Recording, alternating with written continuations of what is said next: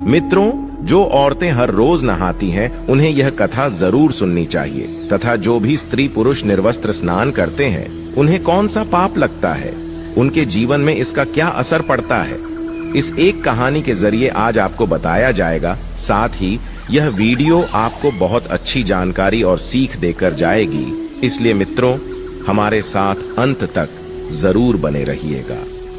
दर्शकों, एक समय की बात है जब भगवान श्री विष्णु लक्ष्मी माता के साथ हरिद्वार में घूम रहे थे, तब लक्ष्मी माता ने देखा कि समस्त मनुष्य गंगा में नहा नहा कर हर हर गंगे कहते चले जा रहे हैं। प्रिय दर्शकों, अगर आप यह कहानी सुन रहे हैं तो पूरा सुनिए, क्योंकि आधा अधूरा ज्ञान किसी विष के समान होता है। इसके अलावा हे माता लक्ष्मी, जो भी भक्त इस वीडियो को लाइक करें और चैनल को सब्सक्राइब करके कमेंट में जय लक्ष्मी नारायण लिखें, उनके घर में धन की कभी कोई कमी ना रहे तथा उनका घर हमेशा धन से भरा रहे। मित्रों, जब माता लक्ष्मी ने देखा कि समस्त मनुष्य गंगा में नहा नहा कर हर हर गंगे कहते चले जा रहे हैं, परंतु सभी दुखी और परेशान हैं, तब लक्ष्मी माता ने बहुत आश्चर्य से भगवान विष्णु से पूछा और कहा, हे प्रभु, गंगा में इतनी बार स्नान करने पर भी इनके पाप और दुखों का नाश क्यों नहीं हुआ? क्या गंगा में अब कलयुग के कारण सत्यता नहीं रही?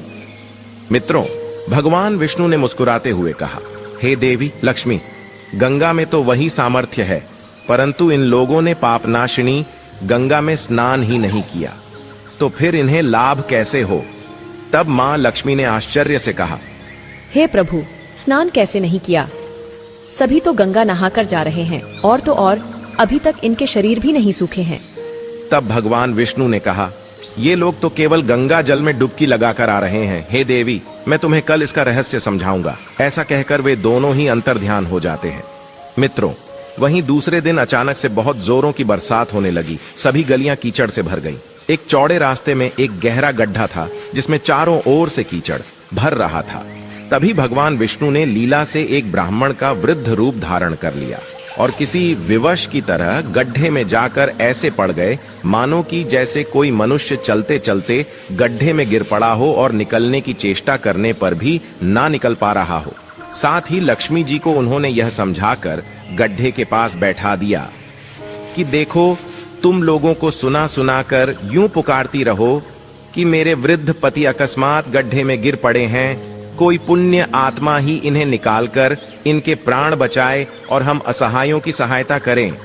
मित्रों, भगवान विष्णु ने लक्ष्मी जी को यह भी समझा दिया कि जब कोई गड्ढे में से मुझे निकालने को तैयार हो, तब इतना और कह देना कि मेरे पति सर्वथा निष्पाप पुण्यवान ब्राह्मण है। इन्हें वही व्यक्ति छुए जो खुद भी निष्पाप हो। यदि आप निष्पाप हैं तो ही इन्हें हाथ लगाइए, नहीं तो हाथ लगाते ही इनके तेज के कारण आप भस्म हो जाएंगे। मित्रों, लक्ष्मी जी ने तथास्तु कहकर गड्ढे के किनारे बैठ गई और आने जाने वालों को सुना सुनाकर भगवान श्रीहरि की सिखाई हुई बात बार बार कहने लगी। उसी समय गंगा में नहाकर लोगों के दल आ रहे थे और उस सुंदर युवती को यूं बैठी देखकर कई लोगों के मन में वासना या पाप और कईयों को कुछ धर्म का भय हुआ, तो कई कानून से डर गए। तो कुछ लोगों ने तो लक्ष्मी जी को यह भी सुना दिया कि मरने दे बुढ़े को, क्यों उसके लिए रोती है? तुम अभी सुंदर और बहुत जवान हो। वहीं कुछ दयालु चरित्रवान पुरुष थे, उन्होंने उस युवती के पति को निकालना चाहा। मेरे पति सर्वथा निष्पाप पुण्यवान ब्राह्मण हैं। इन्हें वही व्यक्ति छुए जो खुद भी निष्पाप हो।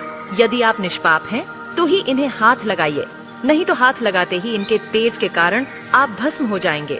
परंतु लक्ष्मी जी के विचित्र वचन सुनकर वे भी रुक गए, क्योंकि उन्होंने ये सोचा कि हम गंगा में नहाकर आए हैं तो क्या हुआ, हम पापी तो है ही, कहीं सहायता करते समय हम भस्म ना हो जाएं। इस स्त्री के कथन के अनुसार पापी लोग खुद से ही भस्म होने वाले हैं और हमें अपने पुण्य और पाप की गिनती कैसे पता होगी? मित्रों, किसी का भी साहस नहीं हुआ। सैकड़ों आए, सैकड़ों ने पूछा और बस चले गए। अब तो संध्या हो चली।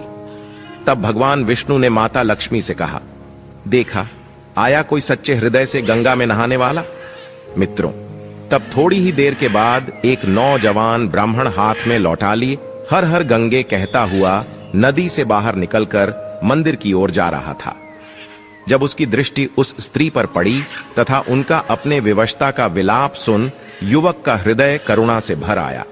उसने भगवान विष्णु को निकालने की पूरी तरह से तैयारी की, किंतु लक्ष्मी जी ने रोककर कहा कि भाई, यदि तुम सर्वथा निष्पाप पुण्यवान नहीं होंगे तो मेरे पति को छूते ही तुम अपने आप जलकर जाओगे। मित्रों, उस युवक ने उसी समय बिना किसी संकोच के दृढ़ निश्चय के साथ लक्ष्मी जी से कहा, हे माता, मेरे निष्पाप तथा पुण्यवान होने में आपको संदेह क्यों होता है?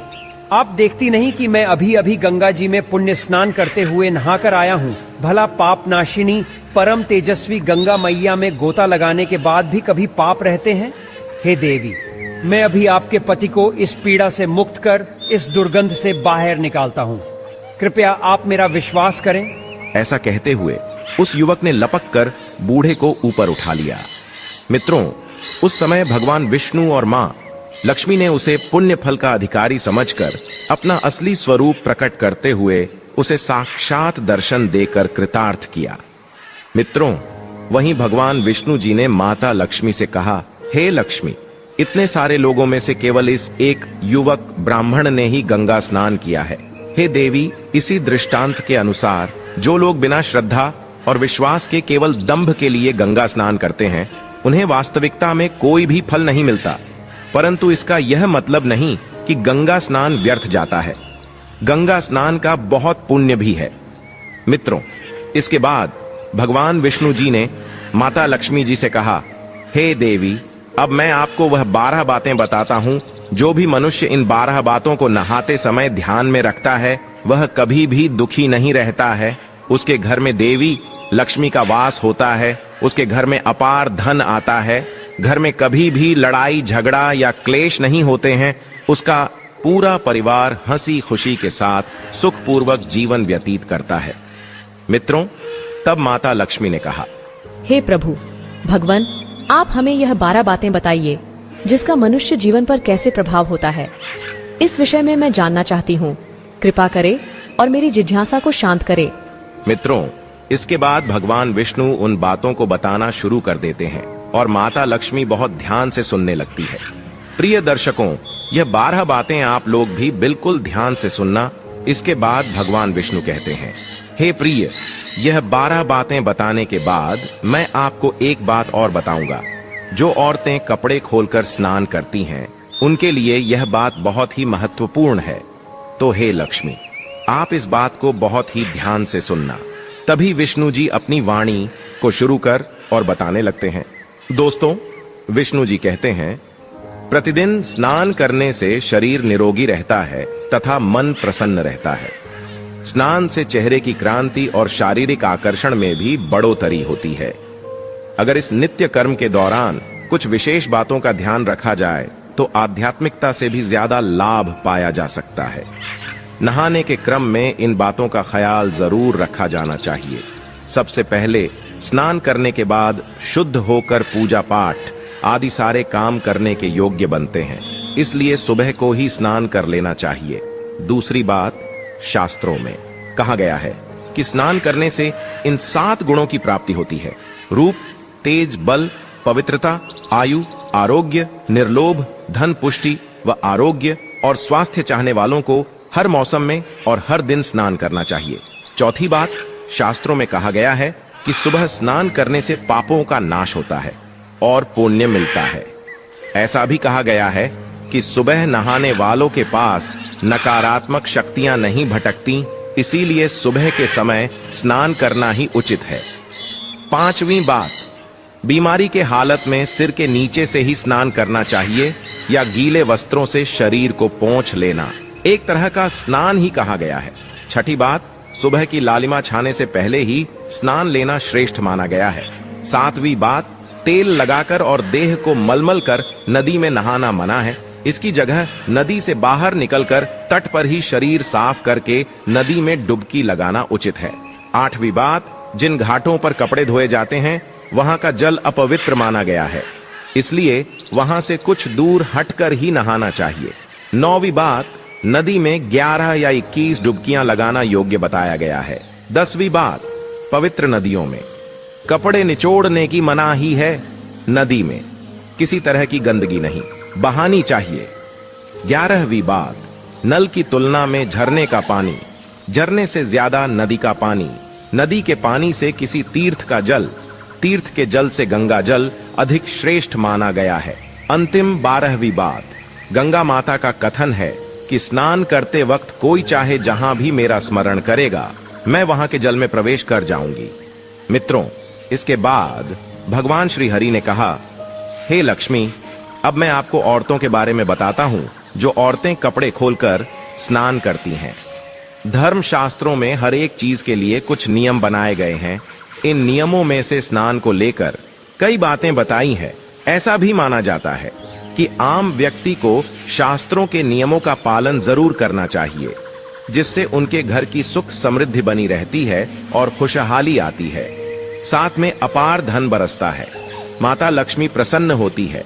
दरअसल हमारे शास्त्रों में ऐसी कई बातें लिखी गई हैं जिनका हम पालन सदियों से करते चले आ रहे हैं, लेकिन उसके कारणों के बारे में हमें अभी भी पूरी जानकारी नहीं है। ऐसे ही नियमों में से एक है निर्वस्त्र स्नान करना। आपने अक्सर घर के बड़े बुजुर्गों को ऐसा कहते सुना होगा कि कभी भी पूरी जानकारी नहीं है कि कभी भी स्नान बिना कपड़ों के यानी निर्वस्त्र नहीं करना चाहिए। अगर हम पौराणिक कथाओं की बात करें तो निर्वस्त्र स्नान की मनाही का एक सबसे बड़ा कारण भगवान श्री कृष्ण जी के समय से जुड़ा है। पौराणिक कथाओं के अनुसार एक बार जब गोपिकाएं सरोवर में स्नान कर रही थी और वह निर्वस्त्र थी, उस समय बाल कृष्ण ने गोपियों के सभी वस्त्र छिपा दिए और गोपियों ने अपने वस्त्र वापस लेने की प्रार्थना की। तब कृष्ण जी ने उन्हें समझाया कि कहीं भी निर्वस्त्र वस्त्र धारण किए स्नान नहीं करना चाहिए, इससे जल के देवता वरुण का अपमान होता है। इसलिए आपको निर्वस्त्र स्नान न करने की सलाह दी जाती है। श्रीमद् भागवत पुराण के 10वें अध्याय के 10वें स्कंध में एक कथा है। कुबेर के दोनों पुत्र नलकूबर और मणिग्रीव भगवान रुद्र के सेवक बन गए थे। धनवान होने के साथ ही साथ भगवान शिव की कृपा प्राप्ति के कारण दोनों घमंडी हो गए थे। अपने धन वैभव के अहंकार में एक दिन दोनों मंदाकिनी नदी के तट पर अप्सराओं से साथ मदिरा पीकर जल क्रीड़ा कर रहे थे। संयोगवश उस समय कहीं से भ्रमण करते हुए नारद मुनि वहां आ गए। नारद मुनि को देखकर अप्सराओं ने शाप के भय से जल्दी जल्दी वस्त्र धारण कर लिए। अप्सराओं ने हाथ जोड़कर नारद मुनि का अभिवादन किया, लेकिन कुबेर के पुत्रों ने नारद मुनि की ओर ध्यान तक नहीं दिया और निर्वस्त्र जल क्रीड़ा करते रहे। कुबेर के पुत्रों का ऐसा आचरण देखकर नारद मुनि क्रोधित हो गए और उन्हें शाप दे दिया। नारद मुनि ने कहा कि अहंकार के कारण तुम दोनों का व्यवहार जड़ के समान हो गया है, इसलिए तुम लोग वृक्ष बन जाओ। 100 वर्षों के बाद जब भगवान श्री कृष्ण का अवतार होगा तो वह तुम्हें शाप मुक्त करेंगे। नारद मुनि के शाप से नलकुबर और मणिग्रीव अर्जुन वृक्ष बन गए। इन दोनों वृक्षों के बीच से निकल गए, लेकिन ओखली बीच में अटक गई। श्री कृष्ण ने कुछ जोर लगाया तो दोनों वृक्ष भूमि से उखड़ गए और उनकी जगह 2 युवक प्रकट हो गए। शाप मुक्त होकर नलकुबर और मणिग्रीव अपने स्थान को लौट गए। मित्रों, अगर आप नहाते समय सोचते हैं कि बंद कमरे में कोई आपको नहीं देख रहा है तो यह बिल्कुल गलत है, क्योंकि ईश्वर आपको हर स्थान पर देखते हैं। और यदि आप निर्वस्त्र होकर स्नान कर रहे हैं तो यह मुख्य रूप से जल के देवता वरुण का अपमान करने जैसा होता है। निर्वस्त्र स्नान से आपको पाप लग सकता है और आर्थिक एवं शारीरिक नुकसान पहुंच सकते हैं। यदि आप निर्वस्त्र स्नान करते हैं तो आपके शरीर में नकारात्मक ऊर्जा प्रवेश करती है और आपकी मानसिकता भी नकारात्मक हो सकती है। इसीलिए हमेशा आपको यही सलाह दी जाती है कि आप नहाते समय कोई एक कपड़ा जरूर धारण करें, लेकिन बिना कपड़ों के स्नान न करें, तभी आपके लिए बेहतर होगा। मित्रों, निर्वस्त्र स्नान से शरीर की सकारात्मक ऊर्जा शरीर से बाहर निकल सकती है और इसका प्रभाव आपके शरीर के साथ साथ आपके मन मस्तिष्क में भी होता है। वहीं दूसरी ओर गरुड़ पुराण के अनुसार जब आप स्नान करते हैं तब आपके पितर यानी मृत पूर्वज आपके आसपास ही मौजूद होते हैं। यदि आप निर्वस्त्र स्नान करते हैं तो आपको पितृ दोष लग सकता है। ऐसे स्नान करने से आपके पितरों को तृप्ति नहीं मिलती है और यह घर में पितृदोष का कारण बन सकता है और वे केवल वस्त्रों से गिरने वाले जल को ग्रहण करते हैं, जिनसे उनकी तृप्ति होती है। निर्वस्त्र स्नान करने से पितृ अतिरिक्त नाराज होते हैं, जिससे व्यक्ति का तेज बल, धन और सुख नष्ट होता है। इसलिए कभी भी निर्वस्त्र होकर स्नान नहीं करना चाहिए। मित्रों, पुराणों के अनुसार नहाने वाला पानी पूर्वजों के हिस्से में जाता है और निर्वस्त्र होकर नहाने से इसे पितरों के समक्ष बिना कपड़ों के नहाना माना जाता है। शास्त्रों में ऐसी मान्यता है कि यदि कोई निर्वस्त्र स्नान करता है तो माता लक्ष्मी उससे रूठ जाती है।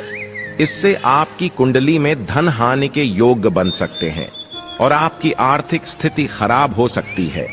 इन्हीं कारणों से आपको निर्वस्त्र स्नान न करने की सलाह दी जाती है और शास्त्रों में भी इस बात की मनाही है।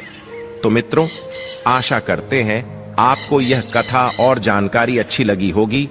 कमेंट में जय लक्ष्मी नारायण जरूर लिखें। आप सभी का धन्यवाद।